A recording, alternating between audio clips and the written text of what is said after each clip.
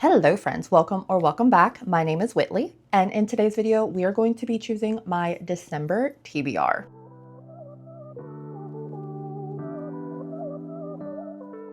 In the past, I have done a board game style TBR game, which I do plan on getting back to in the new year, but I wanted something a little different for my seasonal Christmassy December TBR. So I have come up with a bunch of wintry Christmassy reading prompts, and I've put them all on a spinner wheel. I'm going to be spinning this wheel 8 times for 8 prompts for 8 books for my December TBR. I know I have historically in the past done 10 books for my TBR videos, but December's a pretty busy month and I do enjoy a bit of mood reading, so we're going to knock it down to 8 this month and we'll reconvene going forward. I also want to let you know about a couple of things that I will be participating in the month of December. I will be participating in the Reindeer Readathon. This is hosted by Eric over at Break Even Books. I will leave the announcement video down in the description if you would like to check it out. This is a month-long team-based competitive readathon where each of the 9 reindeer is correlated with a different reading prompt. So along with all of my Christmassy wintry reading prompts that I created, I have also included all of these reading prompts on the wheel as well. G over at Book Roast, the queen that hosts the magical readathon, also always puts on this little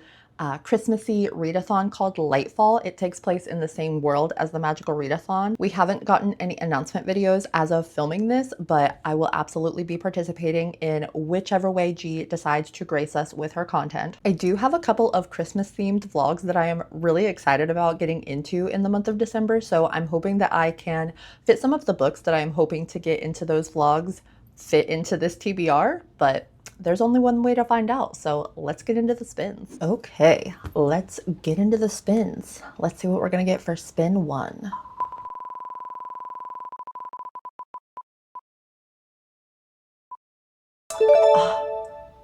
What a great way to start. Christmas gifts, a 5-star prediction. A fantastic start. Spin 1, we got Christmas gifts, which is a 5-star prediction. And for this, I'm going to go with Caught Up by Nevessa Allen. This is the sequel to Lights Out, and if you watched my dark romance vlog, you know that I absolutely adored that book. So I have very high hopes that Caught Up could be another 5-star. This book follows the romance of a character that we met in the first book, and I don't want to give anything away about the first book, but Nico works in some pretty dark dealings. He and this girl Lauren had a thing back in high school, but he ended up pushing her away because he felt that she was, too sweet and too pure for him. But now, years later, he decides to look her up on socials, and what does he find but a completely different woman than he was expecting. She has posted all of these scantily clad, promiscuous photos of herself, and she is referencing a kinky play club that she frequents or possibly works at. And that gets him thinking maybe he can have her and maybe she can handle his way of life without feeling like he is bringing her down into the depths of depravity when she's already there. So without giving away who he really is, he decides to reach out and maybe pay her a visit or two. I absolutely loved Nevessa Allen's characters, her writing, her humor. Lights Out was immaculately done in my opinion, so I am so excited to see if she can do it for me again. Spin number 2.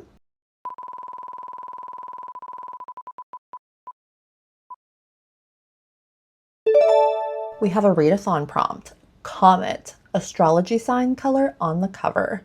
Okay. Spin 2, we did land on a reindeer prompt. This is Comet. So for this, there is a list of the astrological signs, and they are grouped together in groups of 3 in calendar order, and each group is given a couple of colors. So since I am a Sagittarius, I was grouped into the Libra, Scorpio, and Sagittarius group, and those colors are purple, black, and pink. So the cover for this prompt has to be predominantly one of those 3 colors. I admittedly think I lucked out having one of my colors be black, which is a pretty easy task. So for this, I'm going to go with The Afterlife of Holly Chase by Cynthia Hand. This is quite the backlist. This was published in 2017 and it has been on my TBR since then. This is a young adult retelling of A Christmas Carol. 5 years ago, 17-year-old Holly Chase was visited by our three ghosts. We know how this story goes. But instead of actually seeing the error of her selfish and spoiled ways, she's like, nah, I'm gonna stay how I am, and then proceeds to die. So now she is stuck as being the latest ghost of Christmas past, and her afterlife has been pretty terrible the past 5 years. Until this year's Scrooge. This year's mission, this year's project, this year's Scrooge is different. I'm thinking this could be the one, this could be the year that changes Holly's ways and possibly her heart. I have been meaning to pick this up every single December for years now, but I've just never gotten around to it. I've never prioritized it, but this is going to be the year. I watch at least one rendition of The Christmas Carol every single year for Christmas, so it is a story that I am very familiar with and I absolutely adore. So I am looking forward to seeing what Cynthia Hand does with this story and seeing kind of how she makes it her own. I've never read from her before, but I am super excited to try this one out. Spin number 3.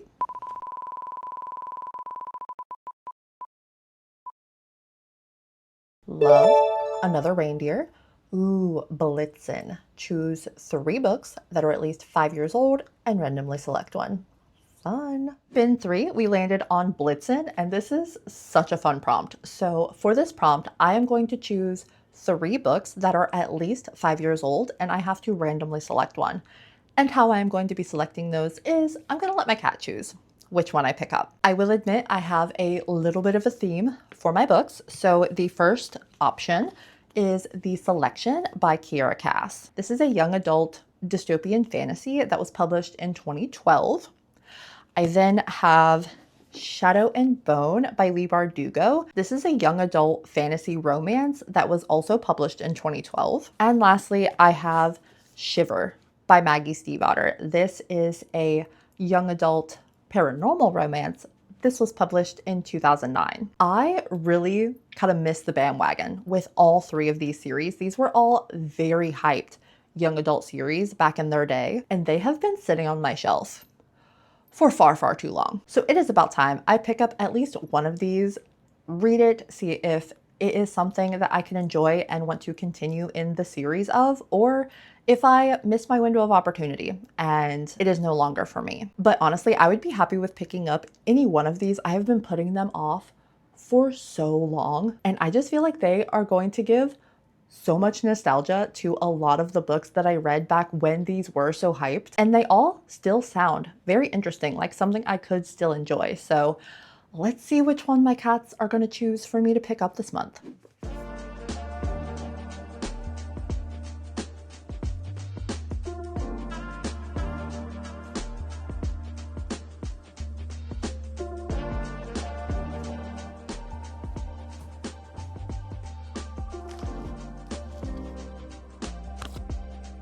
Look, behind you.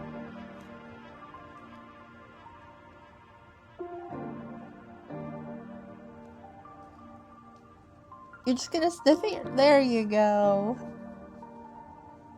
No, you have to eat it. Come on. You can have one too. If you get one before your sister does, that's the choice. Oh. Okay. Choice made. Come on. You want one too? Here. Have one. You better get it before your sister does. Here. No, not you. You already had 2. Here. Good girls. Okay. The cats have chosen. It is Shiver by Maggie Stiefvater. It is just so funny how memory works. Like, I so vividly remember purchasing this book. This was the first book.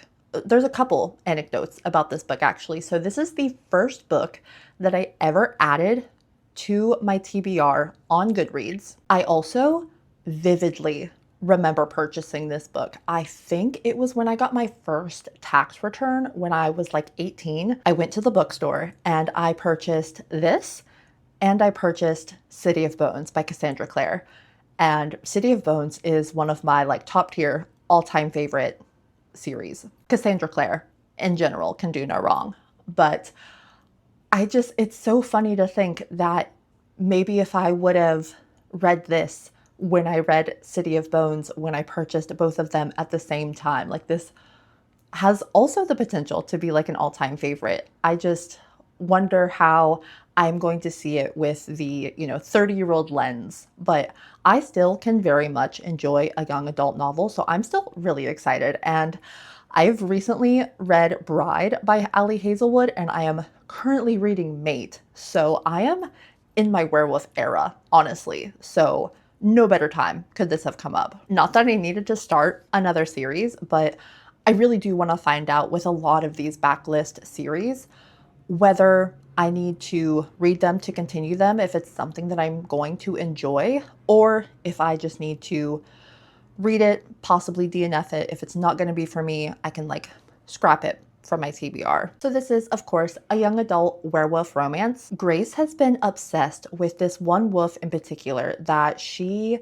feels really connected with and seems to live in the woods behind her house. She is like entranced by these bright yellow eyes that she can't seem to live without. And when she meets a boy that has the same exact striking yellow eyes, like she somehow knows that has to be her wolf. But in this world, the werewolves, when the winter comes around, they are forced to be in their werewolf form for all of winter until summer comes around, and then they are able to get back into their human form. And our boy Sam lives two separate lives.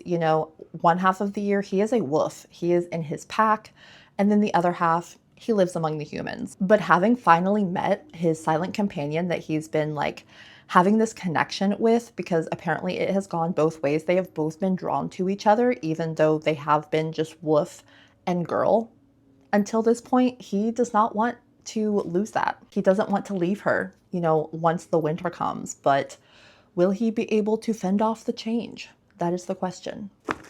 I think that's the question anyway. I guess we'll see. Wow.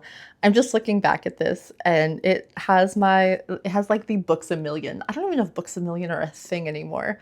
The original Books A Million, like sticker on this. And like the pages are just like so brown. Look at that. That is a brown ass cover. It just shows like I've literally, like I said, I think it came out in 2009. So it had to have been at least that. Like this has been on my TBR, on my shelf for like a decade and a half. Crazy. Guess it's time to see if it was worth the wait. And I'm honestly really excited about this because also if I enjoy this, I also haven't had it on my shelves for nearly as long, but I also have The Raven Boys by this author, which I know is also such a beloved series. So if I enjoy this, that is going to make me want to pick up that even more. Spin number 4.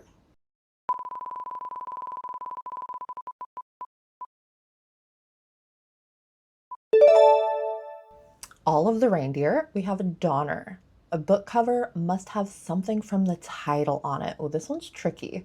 Okay, I will have to take a look.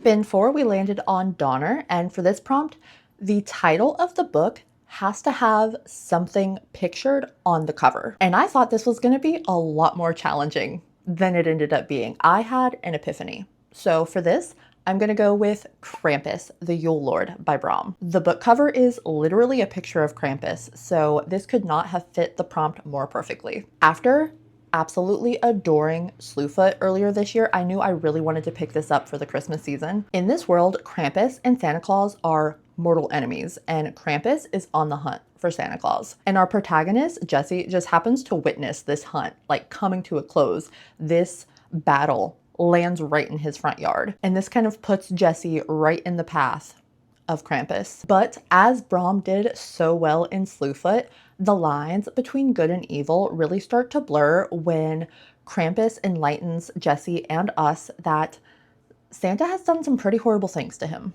including usurping him and kind of taking his throne and taking all of the season's magic for himself. And Krampus wants retribution. He wants to reclaim his seat of power, his magic, and the title of the Yule Lord. And Jesse is just kind of thrown into this ancient feud, and he's just kind of wanting to redeem himself in the eyes of his family. But he may get an even bigger opportunity and help bring magic back to this small town in West Virginia. I am so excited to dig into more of Brahms' work. I also love reading books set in my home state, so having this set in West Virginia is just a little bonus. And I really enjoyed Brahms' viewpoint and commentary on the kind of good versus evil in Slewfoot, so I am really excited to get some more of that in this book as well. Spin number 5.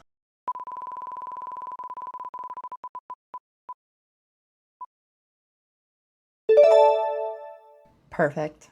Christmas Morning takes place on Christmas. For spin 5, we got Christmas Morning, which is, of course, takes place during Christmas. And for this, I'm going with We Are Always Tender with Our Dead by Eric LaRocca. This is the first book in Eric LaRocca's first series. I believe this is going to be a trilogy, and it is all set in this New England town of Burnt Sparrow. I'm not sure how interconnected all of the stories are actually going to be, but they all take place in this small town. In this first book, this town is thrown into upheaval when 3 mysterious, faceless entities sweep into town, and they perform a brutal act of violence on Christmas morning. And I think we're just gonna see how this town handles this massacre, this tragedy, and if Eric LaRocca's previous works are any indication, it is not gonna end pretty. And I'm honestly so excited about it. I have read multiple Eric LaRocca books in the past and have really enjoyed his work, even though a lot of it is very strange, always dark, and sometimes really gory. His writing just really draws me in, and it never fails to make me feel things. It's usually disgust, but I'm living for it. I'm here for it. I love it.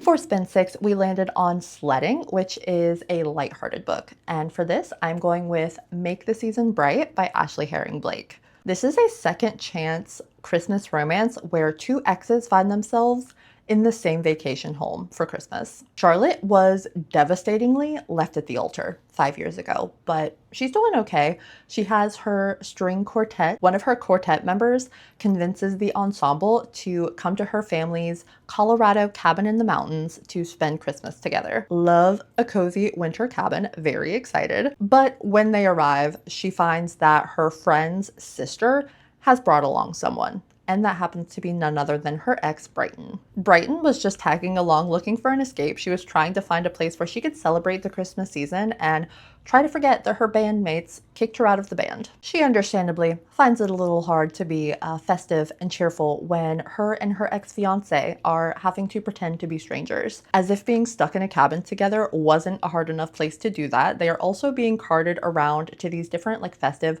romantic activities together. And even though Charlotte is still, understandably, still very salty about being left at the altar, these old feelings are starting to kind of bubble up for both of these characters. I admittedly am usually not a huge fan of second chance romances, but this honestly sounds so cute. It sounds like a Hallmark movie, which is exactly what I look for this time of year, and I just couldn't resist the adorable sapphic holiday romance. Spin number 7.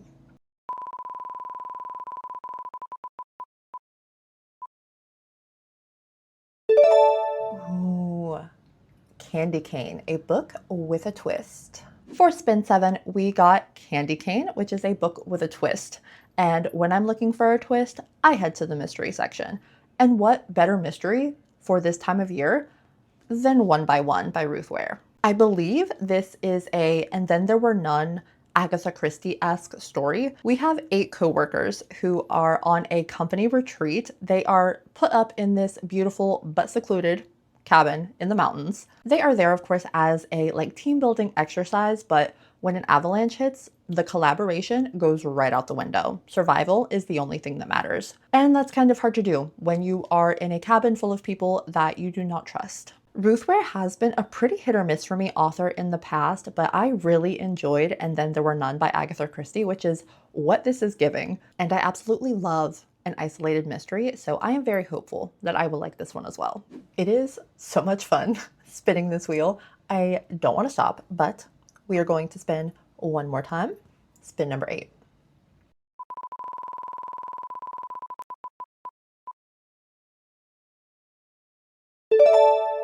Love it. Love to see it. Winter Wonderland takes place in winter. And our last spin, spin 8, we got Winter Wonderland, which is it takes place in winter. For this, I'm going to go with One Day in December by Josie Silver. This is a misconnections romance where these two characters lock eyes in the middle of New York City one day in December, and Lori instantly knows that that is her man. She feels magic. That is her soulmate. The problem is that she is on a bus, he is outside on the sidewalk, and the bus is driving away. Lori spends the next year scouring bus stop stations, scouring cafes looking for this man. And her mysterious stranger is nowhere to be found until their Christmas party this year, where her best friend brings her new boyfriend over. And who is it but the man from the bus? I believe this takes place like over the next decade, where we really go through the lives of these three characters.